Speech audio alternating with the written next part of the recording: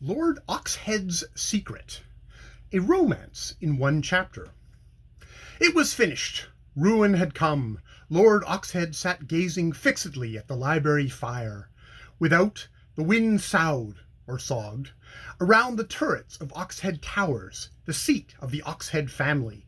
But the old Earl heeded not the sogging of the wind around his seat. He was too absorbed. Before him lay a pile of blue papers with printed headings. From time to time he turned them over in his hands and replaced them on the table with a groan. To the Earl they meant ruin, absolutely irretrievable ruin, and with it the loss of his stately home that had been the pride of the Oxheads for generations. More than that, the world would now know the awful secret of his life. The Earl bowed his head in the bitterness of his sorrow, for he came from a proud stock.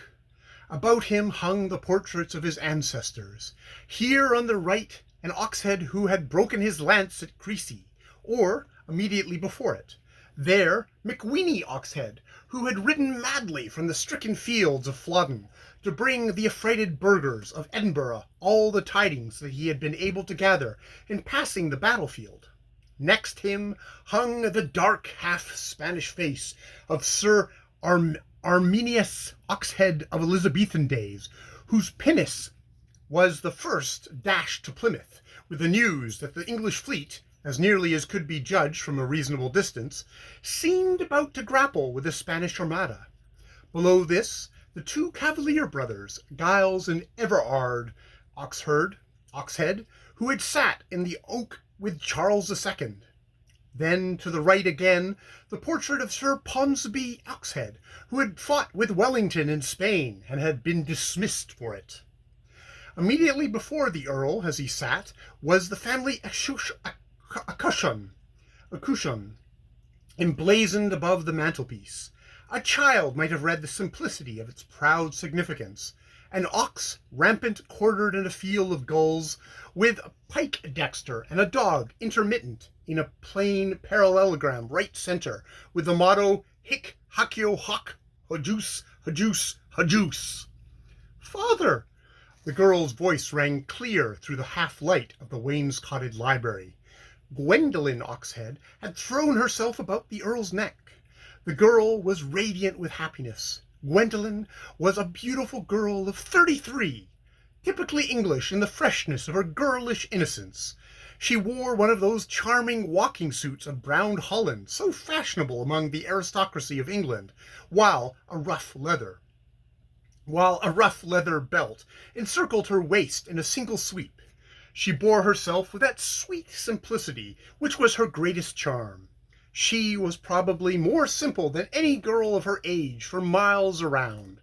Gwendolen was the pride of her father's heart, for he saw reflected in her the qualities of his race. Father, she said, a blush mantling her fair face, oh, I am so happy, oh, so happy. Edwin has asked me to be his wife, and we have plighted our troth, at least if you consent. For I will never marry without my father's warrant, she added, raising her head proudly. I am too much of an Oxhead for that. Then, as she gazed into the old Earl's stricken face, the girl's mood changed at once. Father, she cried, Father, are you ill? What is it? Shall I ring? As she spoke, Gwendolen reached for the heavy bell rope that hung beside the wall, but the Earl, fearful that her frenzied efforts might actually make it ring, checked her hand.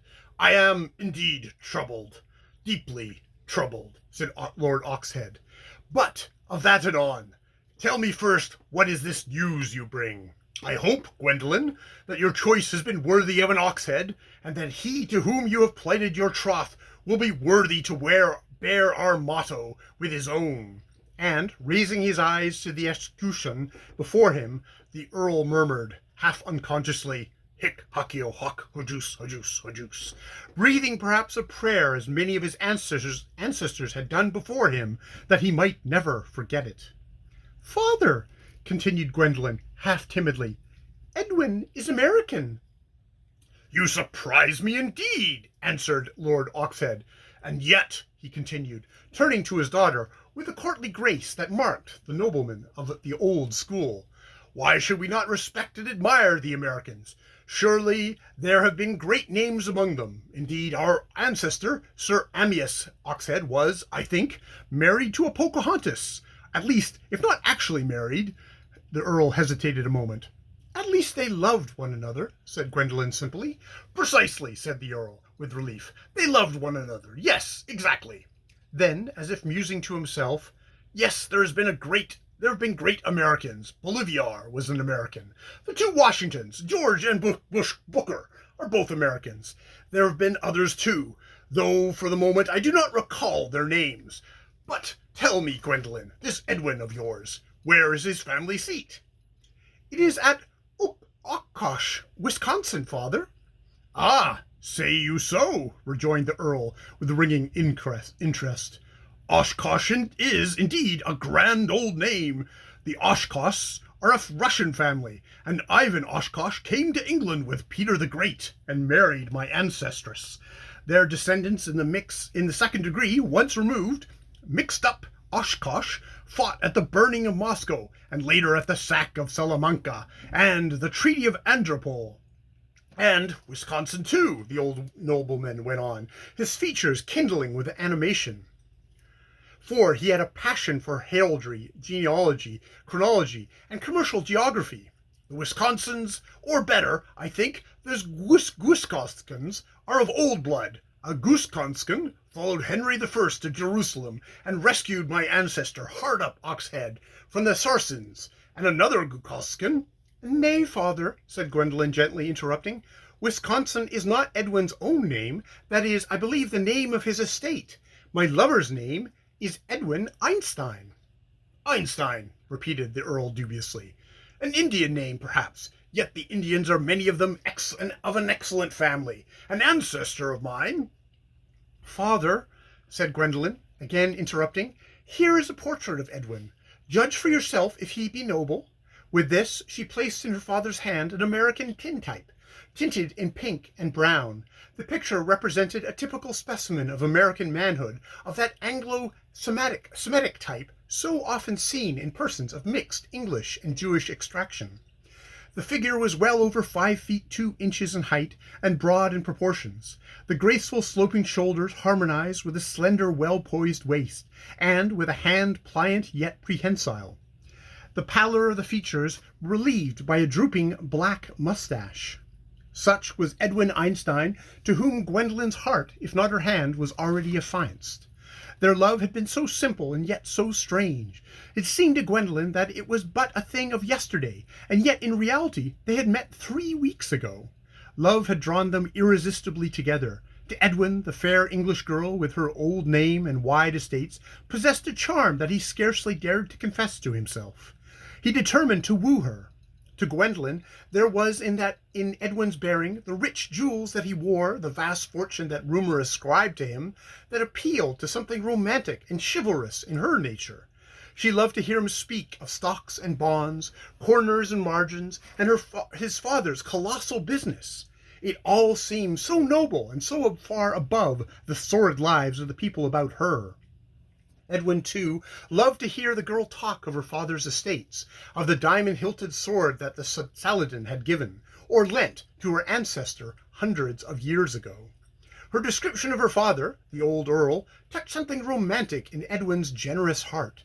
He was never tired of asking how old he was. Was he robust? Did a sudden shock, affect him much? And so on.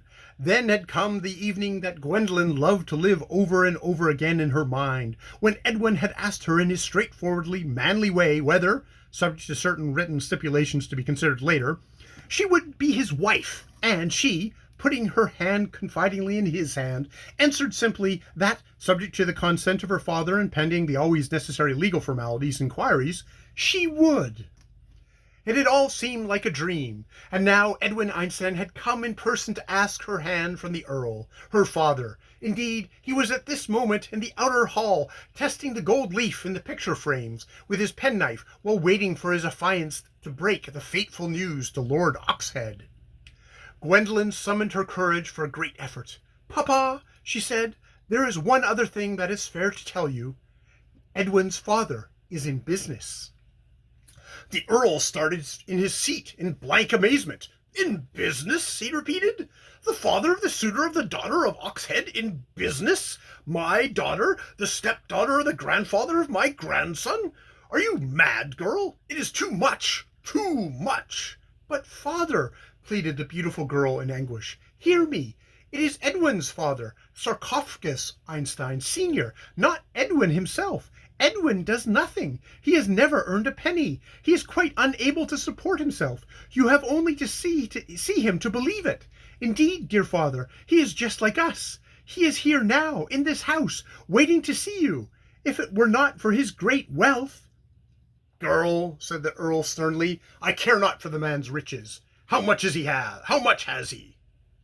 $50,250,000, answered Gwendolen. Lord Oxhead leaned his head against the mantelpiece. His mind was in a whirl. He was trying to calculate the yearly interest on $15.25 million at 4.5% reduced to pounds, shillings, and pence. It was bootless. His brain, trained by long years of high living and plain thinking, had become too subtle, too refined an instrument for arithmetic. At this moment the door opened, and Edwin Einstein stood before the Earl. Gwendolen never forgot what happened. Through her life the picture of it haunted her, her lover upright at the door, his fine frank gaze fixed inquiring on the diamond pin in her father's necktie, and he, her father, rising from the mantelpiece, a face of agonized amazement. You! He gasped. For a moment he stood to his full height, swaying and groping in the air, then fell prostrate, his full length upon the floor. The lovers rushed to his aid.